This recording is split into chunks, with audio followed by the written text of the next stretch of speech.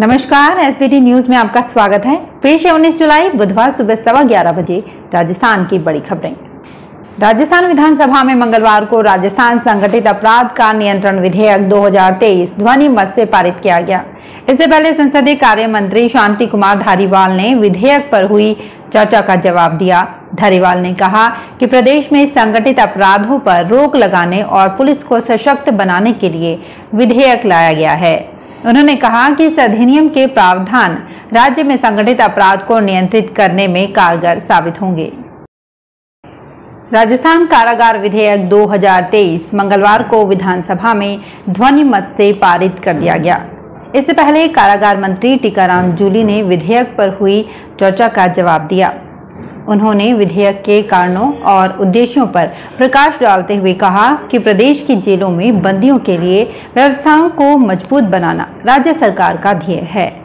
बंदियों के लिए सुधारात्मक उपबंध, मूलभूत मानवाधिकारों के हक, उनके कौशल विकास एवं व्यावसायिक प्रशिक्षण कार्यक्रम को सुनिश्चित करने के लिए राजस्थान कारागार विधेयक 2023 लाया गया है।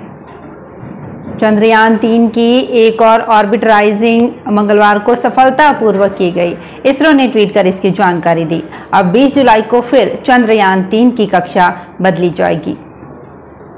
पंजाब में तरन तारण में बाढ़ का खतरा पैदा हो गया है। खडूर साहिब में मुंडा पिंड गांव के पास ब्यास नदी का बांध टूट गया है, जिससे 3 गांव के डूबने का खतरा पैदा हो गया है। यहां के खेतों में कई एकड़ फसल पानी में डूब चुकी है।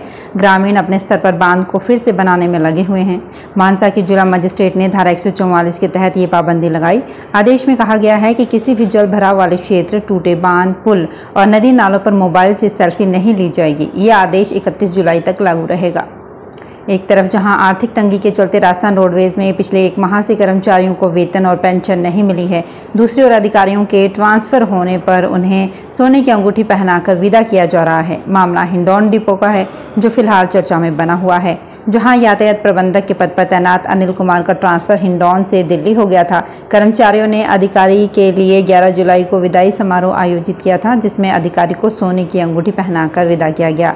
दिलचस्प तथ्य तो ये है कि यातायात प्रबंधक अनिल कुमार भी सहर्ष सोने की अंगूठी पहनकर विदा हो गए। राजस्थान सरकार मौजूदा विधानसभा सत्र में पेपर लीक रोकने के लिए कानून में संशोधन करके उसमें उम्र कैद की सजा का प्रावधान करने जा रही है। संशोधन विधेयक विधानसभा में पेश भी कर दिया गया है, जिस पर संभवतः इसी सप्ताह बहस करवाकर पास भी करवा लिया जाएगा। लेकिन सरकार की इस कवायद पर उपनेता प्रतिपक्ष सतीश पूनिया ने तंज कसा है। पूनिया ने कहा कि सरकार बिल लाकर पेपर लीक नहीं रोक सकती है। जोधपुर शहर में 2.5 साल बाद एक बार फिर से लो फ्लोर बसें धरातल पर आ गई हैं। मंगलवार को राज्य पशुधन विकास बोर्ड के अध्यक्ष राजेंद्र सोलंकी, महापौर उत्तर कुंती देवड़ा सहित अन्य अधिकारियों और नेताओं ने हरी झंडी दिखाई। फिलहाल 2 रूट पर 20 बसों का संचालन किया जा रहा है। आने वाले दिनों में 3 और रूट भी संचालन के लिए खोल दिए जाएंगे। इन बसों का मिनिमम फेयर 10 रुपये रखा गया है। इन बसों का संचालन 2013 में शुरू किया गया था। केंद्रीय संस्कृति राज्य मंत्री अर्जुन राम मेघवाल ने मंगलवार को कहा कि वर्तमान सरकार सबका साथ सबका विकास का उद्देश्य लेकर चल रही है और राष्ट्र के निर्माण में दिव्यांगजनों का भी समुचित सम्मान और उनकी भागीदारी सुनिश्चित हो रही है। मेघवाल ने साहित्य अकादमी के राष्ट्रीय दिव्यांग लेखक सम्मेलन का उद्घाटन करते हुए कहा कि इस तरह के सम्मेलन इन सबको एक मंच प्रदान करने के लिए श्रेष्ठ कदम साबित होंगे। रिव्यू बैठक में अनुपस्थित रहने पर झुंझुनू जिला परिषद सीईओ जवाहर चौधरी ने 14 तकनीकी कर्मचारियों को नोटिस जारी किया है। इनमें से संविदा पर लगे 11 कनिष्ठ तकनीकी कर्मचारियों को कारण बताओ नोटिस जारी किया गया है। वहीं 3 सहायक अभियंता के खिलाफ 17 सीसीए की अनुशासनिक कार्यवाही की गई है। दरअसल 15 जुलाई को जिला परिषद सभागार में जिले के महात्मा गांधी नरेगा के कार्यों को राज्य सरकार की मंशा के अनुसार कराने और किए गए कार्यों, बकाया कार्यों को पूर्ण रूप से करने के लिए जिले के तकनीकी अधिकारियों की समीक्षा बैठक आयोजित की गई थी। बैठक में ये सभी कर्मचारी अनुपस्थित रहे थे। कोरोना के बाद हर एक राज्य अपना मेडिकल सिस्टम मजबूत बनाने में जुटा हुआ है। ऐसे में राजस्थान समेत महाराष्ट्र की सरकारें इस ओर विशेष काम कर रही हैं। आपको बता दें कि महाराष्ट्र सरकार ने 9 जिलों में मेडिकल कॉलेजों की स्थापना को मंजूरी दी है। इसमें 4,366 करोड़ रुपए का खर्च आएगा।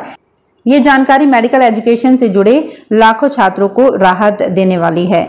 जानकारों की माने तो वर्तमान में राज्य के 36 जिलों में से 23 जिलों में पहले से ही मेडिकल कॉलेज हैं। अब भंडारा, बुल्ढाना, वाशिम, वर्धा, अमरावती, जालना, गढ़चिरौली, ठाणे और पालघर जिलों में मेडिकल कॉलेज बनने से इनकी संख्या राज्य में बढ़कर 32 हो जाएगी। जोधपुर में हुई गैंगरेप की घटना के विरोध में मंगलवार को एबीवीपी के कार्यकर्ताओं ने जयपुर में राजस्थान यूनिवर्सिटी के मुख्य द्वार पर प्रदर्शन किया। प्रदर्शन के दौरान कार्यकर्ताओं ने जमकर सरकार के विरोध में नारे लगाए। इस दौरान पुलिस ने लाठीचार्ज किया। कार्यकर्ताओं ने भी जमकर पत्थर फेंके, जिससे कुछ मीडिया कर्मियों को चोटें भी आई है। बांसवाड़ा में 0 से 5 वर्ष तक के बच्चों का संपूर्ण टीकाकरण करने के लिए घर घर सर्वे किया जा रहा है। जिले भर में सेक्टर स्तर पर हेड काउंट सर्वे के माध्यम से उन बच्चों को चिन्हित किया जा रहा है जो किसी कारणवश टीकाकरण सारणी से छूटे हैं। मुख्य चिकित्सा एवं स्वास्थ्य अधिकारी डॉक्टर HL ताबियार ने बताया कि सेक्टर और ब्लॉक लेवल पर सर्वे का कार्य जारी है। प्रतिदिन स्वास्थ्य कर्मियों द्वारा इसे ऑनलाइन करने के निर्देश हैं ताकि अगस्त में शुरू होने वाले अभियान के तहत चिन्हित बच्चों को 100% लाभ दिया जाए। देश की IIT, NIT समेत 116 संस्थानों की 57,182 सीटों के लिए जोसा काउंसलिंग के चौथे राउंड के सीट आवंटन के बाद जिन्हें पहली बार कॉलेज सीट का आवंटन हुआ है, उन्हें 19 जुलाई तक आवश्यक दस्तावेजों को अपलोड कर सीट एक्सटेंशन फीस जमा कर ऑनलाइन रिपोर्टिंग करनी होगी। 5वें राउंड का सीट आवंटन 21 जुलाई शाम 5 बजे किया जाएगा। एजुकेशन एक्सपर्ट अमित आहूजा ने बताया कि जोसा काउंसलिंग के चौथे राउंड के सीट आवंटन में जेंडर न्यूट्रल पूल कोटे से 10,52,585 रैंक वाले छात्रों को ओपन कैटेगरी में NIT सिक्किम में होम स्टेट कोटे से सिविल ब्रांच आवंटित मिली है।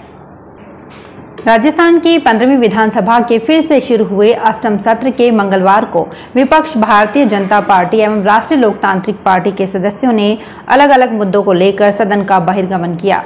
भाजपा के सदस्यों ने आज अलग अलग मुद्दों पर 2 बार सदन से बहिर्गमन किया। शून्यकाल में स्थगन प्रस्ताव के तहत कर्ज माफी के मुद्दे को लेकर जब उपनेता प्रतिपक्ष डॉक्टर सतीश पूनिया बोल रहे थे तो इस दौरान निर्दलीय विधायक संयम लोड आउट कर बोलने लगे। इस पर विपक्ष के सभी सदस्य खड़े हो गए और जोर जोर से बोलने लगे और सदन के वेल में आ गए और नारेबाजी शुरू कर दी। राजस्थान के कौशल नियोजन एवं उद्यमिता राज्य मंत्री अशोक चांदना ने मंगलवार को विधानसभा में बताया कि मुख्यमंत्री युवा संबल योजना के तहत प्रदेश में फिलहाल 1,96,843 युवा आशार्थी बेरोजगारी भत्ता प्राप्त कर रहे हैं। चांदना प्रश्नकाल के दौरान सदस्यों द्वारा इस संबंध में पूछे गए पूरक प्रश्नों का जवाब दे रहे थे। उन्होंने बताया कि प्रदेश में 18,40,044 पंजीकृत बेरोजगार हैं, जिनमें से 11,93,571 आशार्थियों ने ही इस योजना में भत्ते के लिए आवेदन किया है। तो फिलहाल इस बुलेटिन में इतना ही। फिर हाजिर होंगे कुछ और बड़ी खबरों के साथ। अगर आप भी अपने आसपास की छोटी बड़ी और महत्वपूर्ण खबरों से अपडेट रहना चाहते हैं तो सब्सक्राइब कीजिए हमारे चैनल SPT न्यूज को और प्रेस कीजिए बेल आइकन पर।